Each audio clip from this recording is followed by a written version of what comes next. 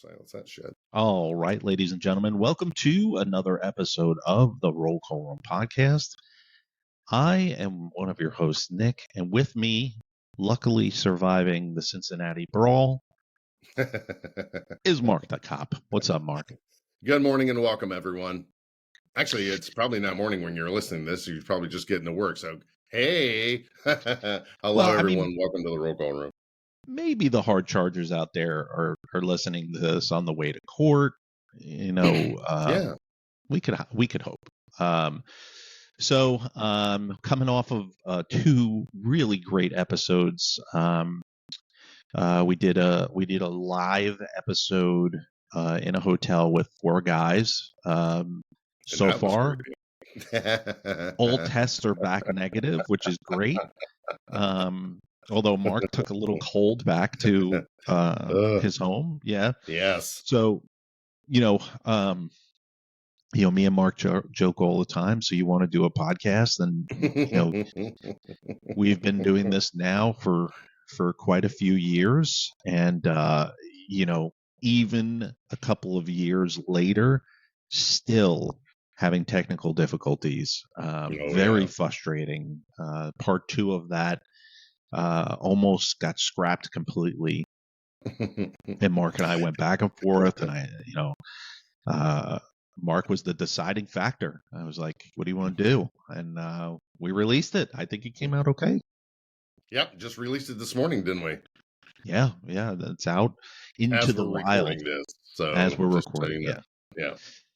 And thank you, everybody that's been transitioning over to YouTube. We're seeing just crazy numbers. I think the first one got 42,000 views, which thank you so much. I don't even know 42,000 people. So maybe 40,000 of them are in China or something. I don't know. Who knows? So Captain Fabulous was looking at those numbers, and he's like, is this real numbers? And I said, yeah, dude, basically think of it this way. You just went into a sports arena, and we did the roll call room before an audience that big. He's like, yeah. He was kind of shocked. He's like, oh my God. He said, that is so humbling. And he said, are your numbers always that way? And I said, actually, this is lower.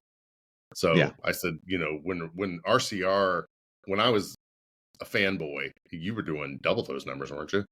Yeah, on Spotify before Spotify turned into, the ultra left, yeah, Sensify. I like to call them Sensify. And that's fine. Well, it was Anchor then. It was Anchor, yeah. So it started as Anchor, and then Spotify bought them. And Anchor was way better. They would their customer service was better, everything was better, and then Spotify took it on, and it just went downhill. And you were doing mad numbers though in those first days there, right? Yeah, we were doing massive numbers, and we still are. I mean, you and I talked before I hit the record button. Is I need to release these on Spotify, even though I have hatred towards them. I still.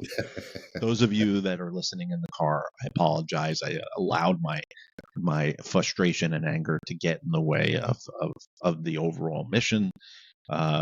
It's interesting because we were monetized on Anchor, and then when Spotify took over, Spotify gave the timeout. They were like, hold on. We don't want to pay you this money every month. So what we're going to do is, instead of saying you have 20,000 listens on an episode, we're going to say you have 10.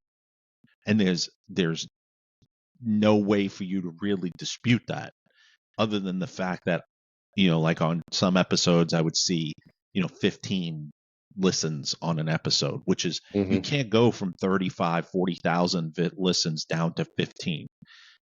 Even P. Diddy, if he did a podcast, would get more than 15 listens. Exactly. Even if Jeffrey Epstein was still alive, he'd get probably 100 or 200 listens. Let's be honest. Yeah. Everybody wants to know what the factor. Yeah, exactly. Everybody wants to know. So, it's all about money, bro. It's just all about money, and that's why I like YouTube better. Got to pay Rogan somehow. Yeah, so, we alluded to it in the intro, what was going on. By the time this comes out, this might be old news, but, just how we do things, how we release episodes. But up in the news right now is what's going on up in Cincinnati. close around your Oh neck of my the woods, right? God. Yeah, oh, yeah, yeah. I'm literally less than an hour away from Cincinnati. Yeah, Here in you know, Ohio, if I-75 north to south to yeah, Ohio. Yeah. I was kind of late to it. Like I don't really watch a lot of the Facebook videos that come out, you know, like that are like um you know what's out, what's hot. Like I just don't do it. But this one picked up steam, and I really didn't know anything about Cincinnati PD other Mm. than the cops episode. You know, they wear their white shirts and white caps, which is just bonkers in law enforcement, like just Yeah, bonkers. Cincinnati and Columbus was doing white, but I think they've all They, transitioned back they've to dark transitioned. blue. Good for them. Yeah. Good, because I can't even imagine what that laundry bill looked like. Um, and then so when this came out, if you're living under a rock, it was a brawl that happened at a music festival, a jazz Hmm. festival, I think, Yes. and you know, a fight broke out, and I want to say anywhere from 3 to 9 people beat the shit out of this white guy. And then this female stepped in to kind of break things up, and she gets the shit kicked out of her by Man multiple sucker people, punched her. man Yeah. and a woman, just fucking sucker punch the shit out of her. I saw pictures of her today on Fox. And that's something. It's absolutely terrible. And so, you know, on this show, like we always say it, and I think Izzo says it a lot. You know, a couple other podcasts that we listen to is you know, when there's leaks in the dam, you know, start at the top. Hmm. And so as I was doing research for this show, I knew nothing about the chief of Cincinnati PD. I have no clue. But the more I started to dig, the more I'm not surprised. I'm just not surprised at all. I've seen her public speaking. I've seen her public engagements with the community, particularly in the inner city area, placating and doing things like that, playing both sides of the fence with this particular issue. And I pulled this clip. I just pulled it this morning. So what I thought was interesting was the first like 30 seconds of this clip. So I'm going to give it a twirl. First officers were on the scene at 3:12 a.m. Based on the body cam footage that I've watched, that response time is completely acceptable because the downtown area still had traffic congestion from all of the events. Just refresh my memory. I've never been to Cincinnati, Mark. Have you? Obviously have, right? Oh yeah, absolutely. The patrol cars, they still have lights and siren on them, right? Yeah, they do. They do. I'm in Florida now, so up there, you still have to move out of the way for law enforcement, right? Oh, absolutely. Or is it Yeah, like a just postal car? Like, okay. Yeah. So, I you know, didn't the know what first I didn't see what the response time from call 12, to 12 arrival. minutes. 12 minutes. 12 minutes. Okay. What's interesting, and I don't know if she's going to discuss this because this is where I stopped listening to it because I wanted to listen to it with you. Mm. What's interesting about this is if you got some time, folks, listen to the 911 tape. Love our dispatchers to death. Mhm. I can't even tell you how many times a dispatcher has saved my life. But I got to tell you, there gets to a point where when you're taking a call, just dispatch the damn fucking units. Like you don't need to ask the person on the call, do you need police to respond after they said there's multiple people fighting in the middle of the street. And so the dispatcher says, you know, are they still fighting? And they're like, well, they're kind of breaking up right now and they're dispersing, but they're still here. And the dispatcher goes, well, then do you still need police if the fight is broken up? I don't. Well, so the other side of that coin is that in modern dispatching, you know, the call takers just filling all the blanks in. and it's kind of like a checkbox screen, right? So there's another dispatcher that's sending the cars. Yeah. So in a perfect world, while they're still getting input, okay, so we know where the incident is. We know we have multiple offenders. So hopefully on the other side of the comm center, another dispatcher's like, hey, crews, respond to whatever the street is. It was 7th and whatever, on a report of a disturbance or a fight. And so hopefully they got crews rolling that way as they're still collecting data or input from the caller. So in a perfect world, I think that's how it's supposed to go. But we'll get my friend Paul on. He's very, very, very nerd. What am I trying to say? Very knowledgeable.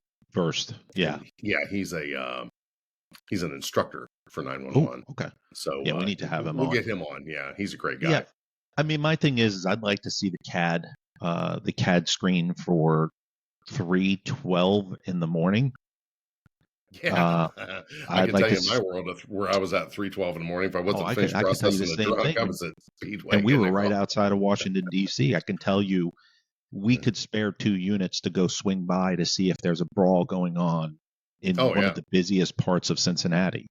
But I digress. Let's see if she can bounce back. I think they give them the benefit of the doubt. I mean, they did have a big festival going on. So well, why wouldn't you have detail officers? Why wouldn't you, as a proactive commander, there's a music festival going on. One, why weren't the permits that were required for that festival? Why weren't the permits requiring at least 2 off-duty officers or 2 patrol officers? That's the first part.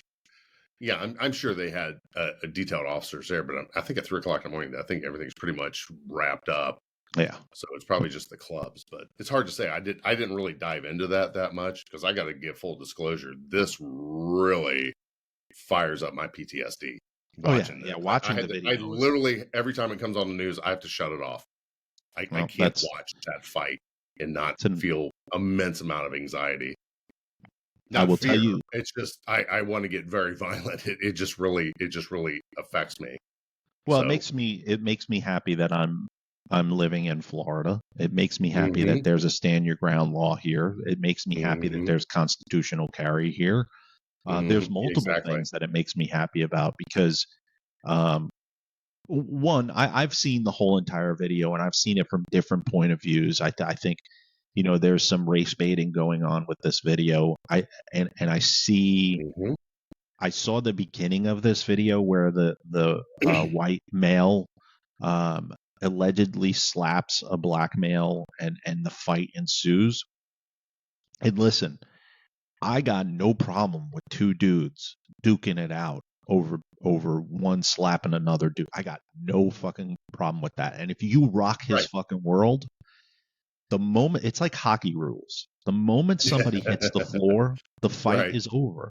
Right. The problem that I have with this particular incident is, and the justification by some folks, which is bonkers to me, including a city council member, a sitting city council member, is bonkers to me, is that it's acceptable, even if it had racial undertones at the beginning of the fight, that it would be acceptable for more than one person to fight one person is completely bonkers to me. Completely bonkers to me that it's acceptable. I think that's what bothers me the most. I don't give a shit if I don't give a shit if you're out at a musical festival and you're fighting with another dude or 2 females are fighting with. I don't give a shit.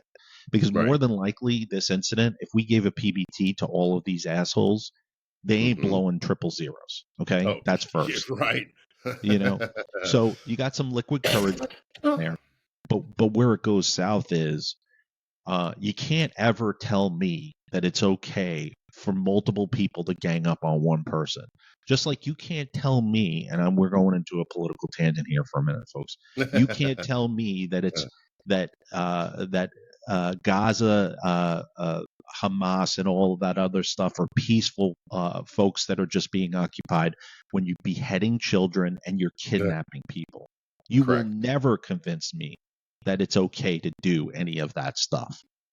So again, we started with Cincinnati and now we're in fucking Palestine. All across the world. We're a worldwide podcast. Infuriates.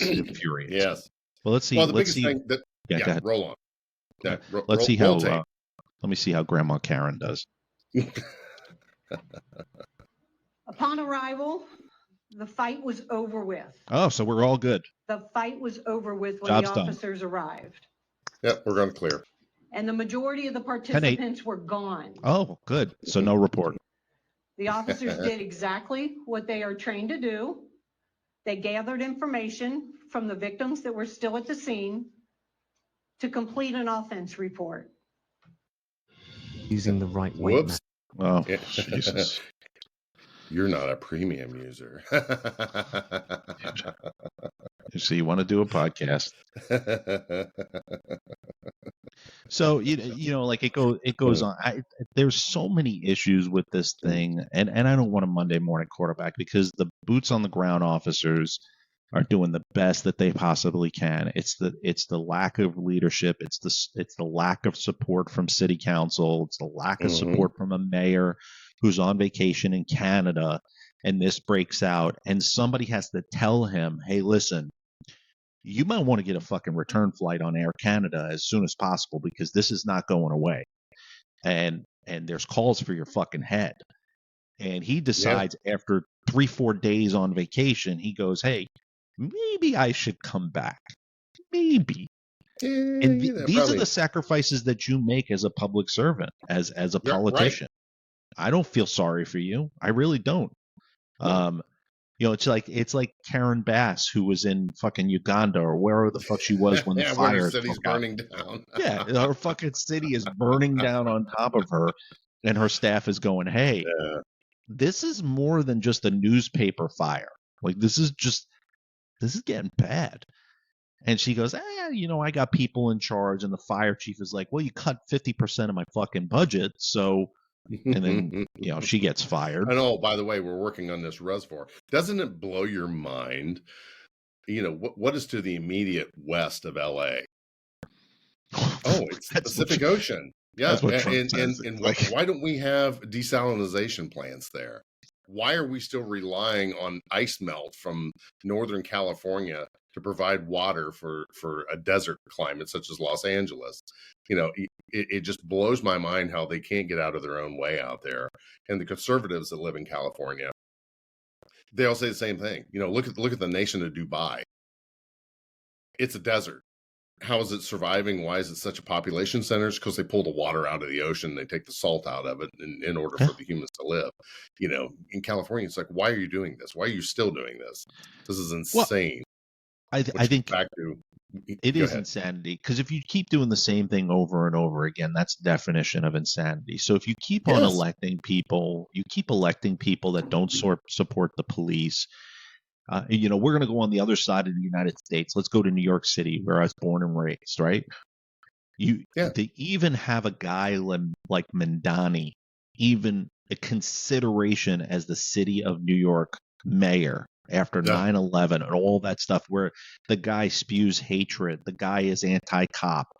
We have an incident that happens in Manhattan, and a New York City police officer who was on an off-duty detail gets murdered. Mandani calls for the defunding of law enforcement, but then as a political ploy comes in and consoles the family of this fallen officer. One, I don't know why that family, and I wouldn't have taken respect to them. I'd said fuck off. I would tell him to go fuck himself. And he would get the back treatment at the funeral if he showed up, because he is the epitome of what is wrong with politicians. Absolutely. You know, there's so many things wrong, but you know what? New York City will vote him in. He'll be the next mayor. He'll destroy the fucking economy. He'll destroy tourism. He'll destroy everything. But everybody forgets Ed Koch, man. How Ed bad Koch. Was it before Giuliani took over with all the rent control? There were the building owners were like, fuck it, just let it sit there and abandon it, because you can't make any money. It was Koch, it was Dinkins, it was Blasio, it was all of the Adams, who's in there now. Like, you continuously keep on electing people that are not pro-cop, that are not anti-crime, that are not pro-business, that are, I mean, it's just the proof is in the pudding. Like, when I drive around in Florida, It's a stark difference of where I lived in Virginia, bro. Isn't it great down there? It's fucking phenomenal. Like the economy is booming here. You know, there's not a restaurant that I can't go to. There's not a restaurant, like if you name a restaurant, a chain, except for like In-N-Out, which is Western and stuff like that. Which has just moved to Tennessee. Yeah, so they're expanding. It's like, so no, they left California for Tennessee. Their corporate offices have moved. I mean, businesses are fucking fleeing California. They're fleeing New York City. Like, I was talking to somebody here in Florida. I was talking to a sheriff's deputy here, and I was like, you know, what are you seeing, like, as far as traffic and stuff like that? And they're like, there's an estimate of 4,000 people a week moving to Florida. Not Polk County where I live. A good majority of them are. But Florida's a big, big state. And DeSantis is just gobbling it up. He's like, come on. Come on down. Dude, I've been to the fucking the tax collector's office, which for those of you that don't know, the tax collector's office in Florida is the DMV. Right. They don't really have a DMV down here. They have a tax, which I thought was so colonial. I was like, go see the tax collector. But I went down there for my license, and then to go get my handicap placard after. Did you get it? Oh yeah, dude. I mean, you know, thank you APD for all the disabilities that you gave me. You know, and so when I've been down there twice now, and now I need to go back a third time for my wife. It's packed. It's packed, dude. Like, there's appointments and then there's walk-ins, and both lines out the fucking door, bro. Like, the amount of tax revenue that Polk County is pulling in from people that are moving here, and it's not rocket science. And the big thing, and like I said when I was talking to that deputy, was people want tough on crime. People want free enterprise. They want to be able to go shop at the places that they want. I don't know how it is up by you, but in Virginia, every time a popular place like Buc-ee's, so where I lived, they cleared land and they want to put a Buc-ee's there. And the city council, the county executives, all are doing their best to stop the building of Buc-ee's. Oh yeah, because they're anti-commercial. They're anti. It's bonkers. It's bonkers, dude. It's bonkers when you're sitting there and you're going, the amount of jobs that it creates, the amount of tax revenue it creates, all of these things that it creates. Oh yeah, they're definitely a cash cow. They are, dude. And it circles back. I know, folks, you're like, damn, this guy's ADD is out of control. But we're fired up today. Oh, we are, dude. I mean, it circles back to like this Cincinnati brawl, which is you couldn't fucking pay me to go visit Cincinnati right now. Like, it's on a list of places. Like, you see videos like that and you go, well, I'm not going to bring my family there to vacation. Right. It's detrimental to tourism. Especially since it's becoming a national story. But I do want to say we're not impugning the men and women of Cincinnati Police Department. Oh God, no! God, no! The boots that are on the deck, you guys do a great job down there. You guys are fantastic. We love you all. Keep doing what you're doing. I know it's a tough job.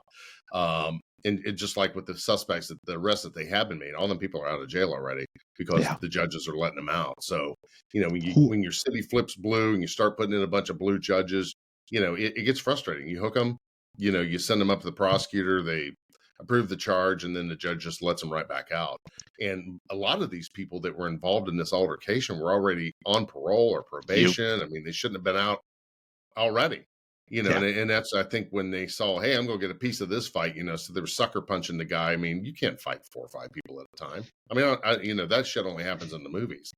You know, you just can't take that kind of attack. And the people that were trying to defend one another, it's like, come on, people, you need to understand, you know, there's no rules to a street fight, first of all. Second of all, you need to learn how to defend yourself. And the best thing that guy could have done was just fucking run as hard as he could. But he did run, but then he stumbled and fell, and that's when they all did the pile. Well, that's what I'm saying. I think he was get back and defend yourselves. Yeah, I think create a he was plan. liquored up. I think he was liquored Oh, up. yeah.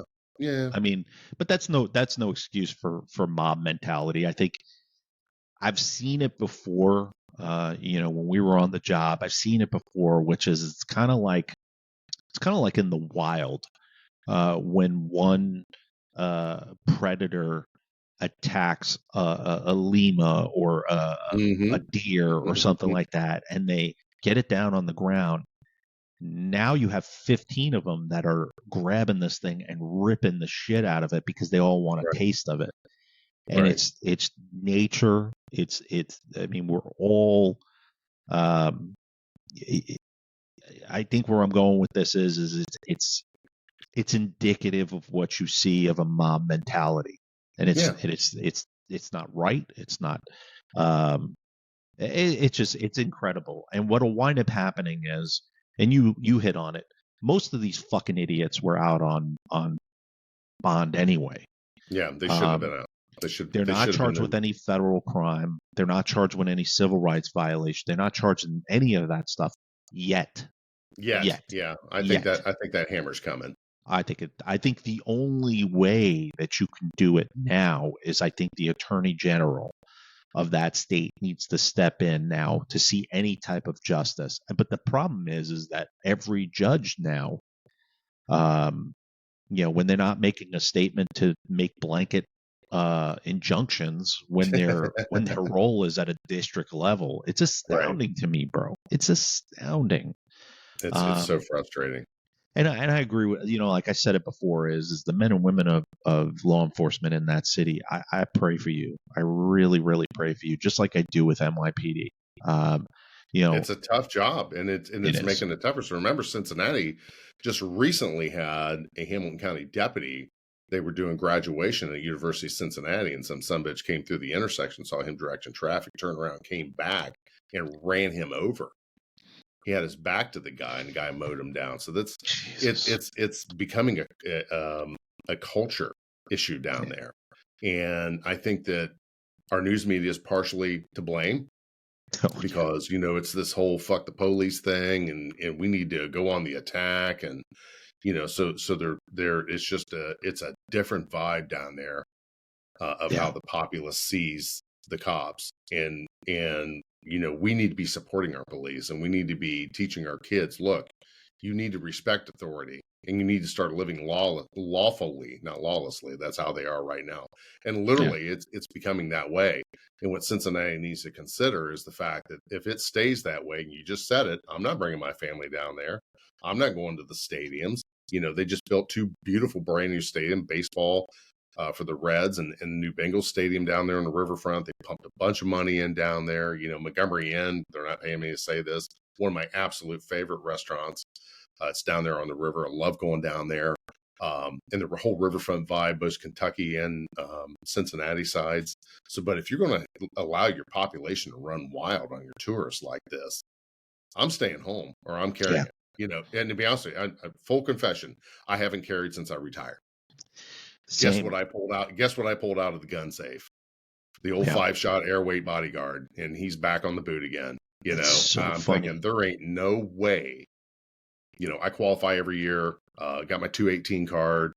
And it's just like, because I told you it really fucks up my PTSD, and a lot of people I talk to is like, I've been fucking throwing some shots that would have happened to me. I said, well, we don't really know. We're seeing the after effect, but we don't know who really instigated all that. But, just don't put yourself in those positions. You really got to be hyper vigilant. I can tell you 3 o'clock in the morning, I'd be just ready to get out of bed for me. Yeah. But, I wouldn't be out that late. But again, that's a good point, which is one, that wouldn't happen to me because I wouldn't be out at 3 o'clock in the morning. And I'm like Correct. You. I probably have another hour of sleep. No, my days of that are over, but it was interesting because you and I were messaging each other, and I said to you, I was like, I haven't carried the duty weapon that I bought from my agency when I left the first time. I think is still, I don't think I know where it is, but I haven't cleaned it in 2-3 years. Right. I haven't touched it. But now I'm going to, a sports store next week. I'm buying a small firearm because the one that I have from my agency is a fucking cannon. It's a Glock 23. I'm not carrying that around. Right. Like I want to carry something probably 9mm, 10 shots as a retreat weapon. But I am going to start carrying. Like I bought myself like a fanny pack holster for me to carry. You mean the shoot me first bag? Yeah, exactly. Yeah. But that's fine, man. Fanny bag. Oh, yeah, shoot that guy. It's got a gun in it. You know what? That's fine. My whole thing has always been, even when I was on the job, I'm not looking to get into anything. I'm looking to retreat. When I'm with my family, I'm looking to get them out of there and be a good witness. I always told that to my rookies: be a good witness. Except if you're in a situation where you're at Walmart and you hear gunfire going, get to the door. Get to the door, and if that person is in your path to get to the door, do what you were trained to do. Muscle memory. Do what you were trained to do, and don't be a collateral damage when those officers arrive. Right. You know what I'm saying? I think that's the big thing. It's like when I go to church, we sit in a certain part of the church, and my wife and I have a plan, and I know a lot of other cops that go to my same church, and we kind of give one another sup, so we all kind of go like, we're going to take care of business if something goes bad. But I told my wife, get your ass to the parking lot and call 911. That's all you're going to do. What about you? I said, I got the shield of God on my side. Whatever happens, happens. But I'm 99.9% confident I will survive the encounter. However, get the fucking cavalry coming here. That's the first thing you need to do. And like with that Cincinnati incident, nobody fucking called. Nobody called 911. Everyone had their phones out. Oh, let's film this, which is just outrageous to me. It's wild. It's like just wild. Jesus. Just wild to me. One person finally called, and that's when the crews came. 12 minutes later. Yeah, and I there's nothing shocking anymore. Like that's kind of why I didn't really tune into this early on, because I was like, it's all the time. This is just one that's been caught on camera, and it's a slow news week because the Epstein file thing is kind of dying down because I am so tired it's of not Epstein. Picking up steam. And Trump adding a ballroom for $220 million that he's going to pay for with donors isn't really picking up steam. And they don't want to cover tariffs, how much fucking money is coming. So this is a perfect time for something like this to happen. Any other day, this would just be a blip on the radar. Yeah, exactly. You want to know another blip on the radar that just outrages me? Is the Marine, the Marine there in the guy where they had the stabbing? Was that in Michigan? I didn't see that. Yeah, there was a Walmart up there with this nut job, Traverse City, is that right? Was stabbing people, and a Marine with a weapon takes the guy down with a gun. They didn't disarm him, thank God. The guy he stopped the attack, and that was just like, see, you didn't hear about it in Florida. It was just a blip on the radar. So how do you defeat a bad guy with a weapon? You have a good guy with a weapon. Yeah. And it was all the wrong, what do I want to say? All the wrong things happened there for the people that like to race bait. He was a man of color. The assailant was a white guy. The man of color took him down with a gun. And they got him disarmed, got him arrested. It's like that was a great story. It's like, why wasn't that everywhere? Well, it didn't meet the national narrative. It's just like you don't want the issue. If it would have been reversed, just change the colors of the skin. Oh my God, they'd be a riot. Protesters. Yeah, Soros have been buying buses and paying people to come burn Cincinnati to the ground if it had been the other way around. It's outrageous me. I don't care about your skin color. No, it's sad. It's sad that we've gotten to that point. I've never seen, like you, I've never seen skin color when I was on the job. I never made a decision based on your skin color. I never treated you as a victim or a suspect differently with your skin color. And I think people need to wake up that it's not us, the citizens, doing this. It is a conscious effort to pit us versus them or them versus us. Create and unless division. you wake up, you're in some sort of fog. You really are. Right. Because if you don't think that, people are paying for protests and people are bankrolling resistance and disorder, you're out of your fucking mind. You are Right. out of. If you just look at some of these protests where these supplies are being brought to protests, like gas masks, yes, and cases of water and things. This is far beyond, Sally getting 15 of her friends together and, picketing in front of Capitol Hill or in front of the White House. This is far beyond that. It's calculated. So push pause there. I just had a recall moment. So in my youth, I can remember seeing television programs where like, we're going to protest this. And they were showing these idyllic families where they're making their own posters. So I think they were planting that thought in everyone's mind back then, 20 years ago. And it's like, where the hell do these fucking people come from? I've never been compelled. Last time I was angry about something was compelled. I ran for city council. Yeah. And some people may not know this, but I was a councilman for 2.5 terms there and where I lived at Covington, Ohio. So why do you get into government service is because something pisses you off and you're like, fuck this, I'm going to make a change. I've recently been approached about running for township trustee. I'm like, kind of got a problem there. I'm really not a citizen of Ohio anymore, homie. But so I live 6 months and 1 day in Florida, so that's where I live. So I can't for do it. I purposes. appreciate the offer, thank you. However, what gets you involved in government service is you're passionate about something. Me, I was pissed off about something. I've never been pissed off enough to where I want to go protest. But I will tell you this: January 6th. The whole January 6th, I was talking to my wife about coming to D.C. Yeah, I'm glad you remember did. we had conversations. It's like, I've been down there going, fuck you. I've been that guy. But I'm glad you did. That's the only time I ever felt compelled to go do something. So then now we have the realization, and the mask is off, that all these protesters are paid. They're bust in. We had riots in Dayton, same thing. They bust them in, and they're finding, they're on these corners. There's milk, and it's like, why is there a bunch of milk here? What's so they could decon from the CN and CS gas? Yes, and the OC gas. They had piles of bricks and rocks sitting around, so the rioters could fall back and rearm and continue rioting. It's like this is all a sham, boys and girls. Yeah, but it started back in Ferguson, man. I mean, if you look at the Ferguson footage, not the CNN one, because the CNN was like, it's a peaceful protest. But when you look at Ferguson, in the background. It's like for the most part, it's been a peaceful protest as a car is on fire. Yeah, it's like no, it's not. But when you look at the protest, if you look at the demographics of Ferguson, the population in Ferguson was like, I don't know, 3,500, 4,000 people on a good day, right? Yeah. But when you look at those protests, you had protesters in the thousands, like let's say even 1,000. There is no way that 35 to 40% of your population is rioting. There's no fucking human way. Right. And it'd be interesting.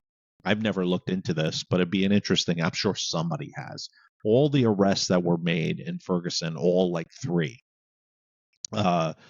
where their residency was, and I bet you it was like they're from Chicago or they're from Portland or they're not Ferguson residents.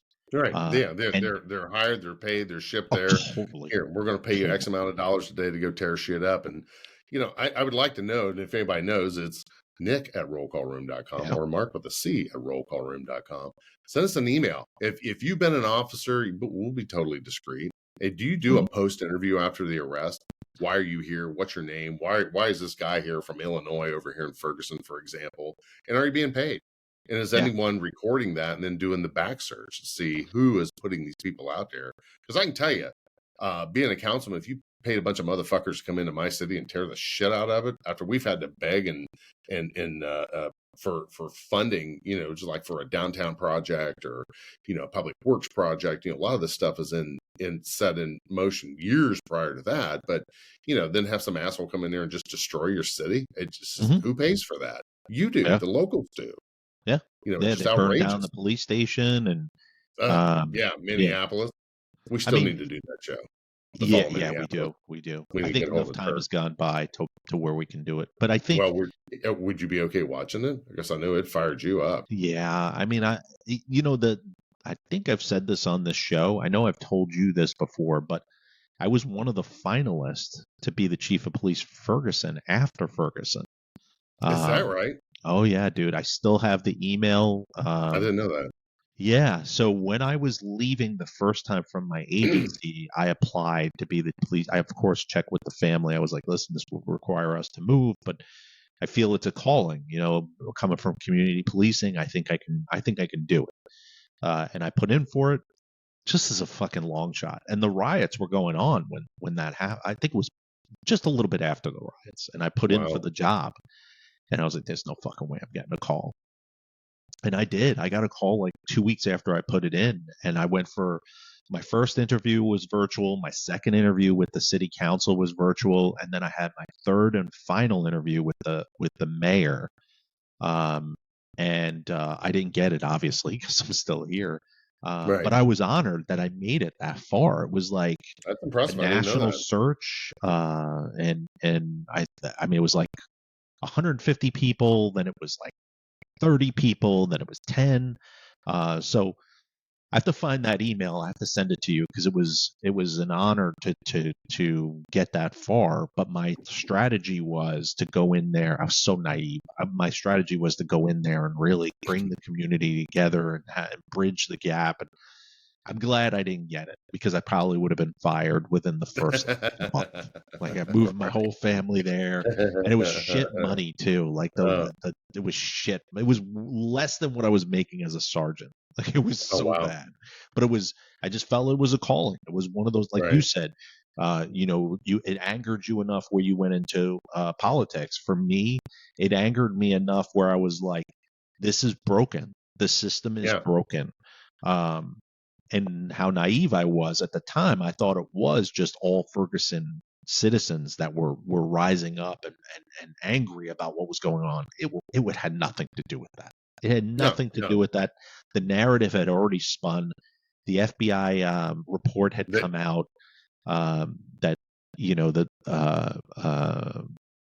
Darren Wilson did nothing wrong. Like he did nothing wrong in that use of force. There was DNA inside of the cruiser. There was DNA on his handgun. I mean, it just was any logical person or educated person that read that report would go, you fuck around, you find out. Like, right. Like you just robbed a convenience store. Guy stops you, does a subject stop, fight ensues. You try ripping the officer out of the car. He shoots you.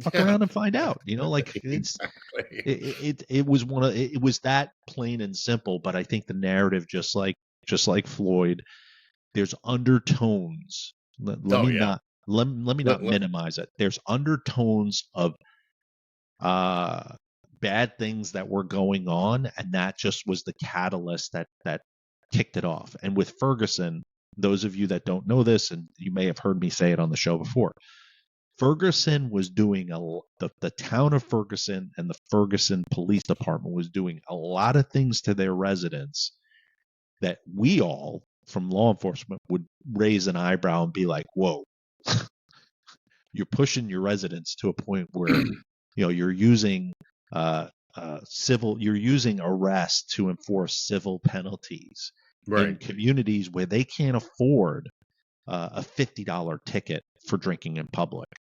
And so what you do is you arrest them and force them to pay that money. I get where you're going with it. I get it. We all see it, but it was systemic. It was a huge problem. There were a lot of undertones. So it was easy for people to sympathize with the citizens when that Darren Wilson thing happened. It was easy because they were going through a lot of stuff in that community. Doesn't say it's okay. Right. Doesn't make it okay. It's like Freddie Gray with the rough ride in Baltimore. Like it wasn't okay. Like it wasn't okay. Like I don't know why you don't strap them in. I don't know why you don't do all of these different things. But you agencies will find out if you don't do things right all along. It just takes that one incident. It really does. But to It's hard to spin it back believe. around, the what? I was going to say it's hard to believe that was 2014. Yeah, that's wild, man. That is wild. Yeah, because I left. Yeah, I think I left in 2015 or 16. I can't remember when I left the first time. My agency. I think it was 2 years after that, because that had gone on. Ferguson had gone on for way too long, a couple months, I think. But there again, it was, I think they had a plan. They were just looking for the incident to set it off, and it's liberal cities, it's just like there in Minneapolis, let's find a deep blue city. We can just conveniently have all these rioters there. And it's just like, now we understand where all that shit came from. And that's one thing I applaud our current president for, is he found the source of the money and he fucking shut it down. Well, I think it's going to get worse. Of that stuff is, I don't know. They're going to have a hard time funding it. I mean, Soros can only fund so much. No. What I'm saying is I think I mean we're going in a political tangent here, but I think Soros and his son. I think things are coming out about Russiagate. I mean, and the term "always follow the money" is prevalent in everything, which is absolutely follow the money, follow through. And the DOJ is not stupid. Not this DOJ. Like. Pam Bondi's going to find your shell companies where you're funneling money through and all of these different things. The only thing that I don't want to see happen is I don't want to see this perpetual political weaponizing. I don't want to see and there's quite a few that'll listen to this and be like, no, I want to see it. I don't want to see booking photos of Obama and Hillary and all that stuff, because what we're going to do is we're going to get into this perpetual weaponizing of the DOJ. Because so when the pendulum swings back, it's going to go the other way. Then you're going to see it should have never started. No, you're going to see JD Vance booking photo. You're going to see all of these cabinet members booking photo. Enough is enough. The part that you need to do is you need to expose the fraud. You need to expose the treason, and then move on from it. The best way to combat what happened is ruin legacies. That to me is far worse than a booking photo. I mean, because Trump has his booking photo right outside the Oval Office. It's fucking hilarious. That's pretty funny. It's just fucking. It's like hilarious. In a fucking $5,000 frame. It's hilarious to me. And it just. I think we've talked about this on the show before. I grew up with Trump in New York City. I didn't like the guy. I didn't care for his Apprentice show. I thought it was pretentious. I didn't like it. Mm-hmm. I don't like him as a person. Like. That's my thing. I don't like him as a person. I think that he has some definite issues, but I like him as a business person, and I like his political way of navigating through getting the things that he needs. And if you don't know this by now, when he's saying he's going to do something, it's to force you to do X, Y, and Z, like the tariffs. Right. So when all these people were fucking raising holy hell, I was like, you understand what he's doing, right? Like, are you stupid? Like, he doesn't want to tariff you 80%. He's telling you, if you don't do this, we're going to do that. And that's why these countries are like, all right, we'll do it, because we've been fucking you for years, Yeah. Well, do what's right for the American people. And that's, there again, that's where we need to be. Right back to law enforcement.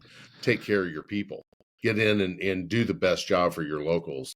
And be sure they know you take care of them best you can. That's one of the most rewarding things about being a cop.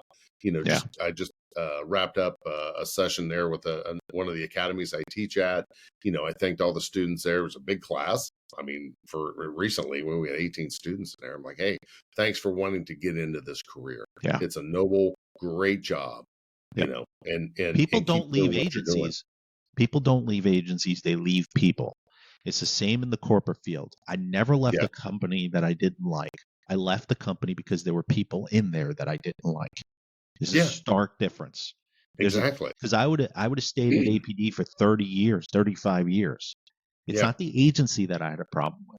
It's the people inside the agency. Yeah. You don't leave good jobs. You leave bad managers. You leave bad management. I hate using the word leader now because they're far and few between. They're far and few Isn't that between, the man. truth? I mean, I can count on one hand how many great leaders I've had in my professional career. Mm-hmm. I've been blessed recently to have one that left my company, but now, like I'm still friends with him. I still talk to him. Doing a podcast with him, which is pretty cool. Oh, cool. But other than that, man, like it's hard. It's hard to find people that you would run into a fire with. It's very, Right. very fucking hard these days. But those of you that are out there doing the job, one, we thank you greatly. And two, we got your back. We got your six when it comes to what you can't say. Mark and I can definitely say. Oh, yes. We have a microphone and a big audience, so we can talk about it. Yeah, we do. Yeah, we do. So yeah, man, just like that, like we're at the end of our rope here, man. It went that fast. Holy shit, that went quick. I know. That went fast, right? But I will. My cat's screaming in the background, so you fucking cats. But yeah, folks, like check us out on YouTube. Make sure you like and subscribe. The big thing is liking and subscribing to the channel. Yes. That helps us out. Share it on your social media, your Facebook, your Gram, your X, your Snap, fucking what's the other one? TikTok, whatever.